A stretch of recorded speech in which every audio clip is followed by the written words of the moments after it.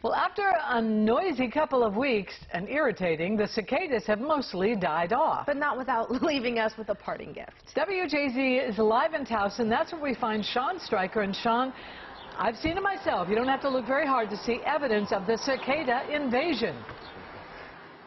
No, Denise and Nicole, really all you have to do is look up and you see the brown tips of these tree branches. Those are actually caused by the female cicadas, and believe it or not, it plays an important role in their life cycle.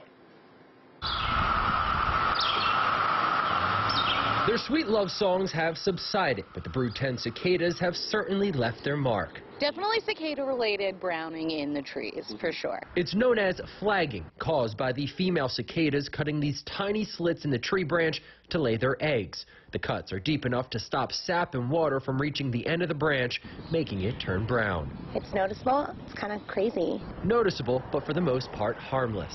This is substantial. This is a good amount of damage, and even on this tree, I'm not worried. Eric Deal is the arborist for the city of Baltimore and says it's more of a cosmetic issue. This part of the growth will not return. So if you want to snip it down to where the green growth is, new branches will come out and the tree will be fine. The caveat being really young trees. If it's a baby tree, it's even smaller than this with considerable amount at the top died back, there's a very small chance you'd want to replace that tree. And remember, these branches contain cicada eggs, which will eventually hatch, crawl underground, and then emerge in the year 2038 to start the process all over again. This is nature. How often do we get to have nature really right here in Baltimore that we can see it's a real progress?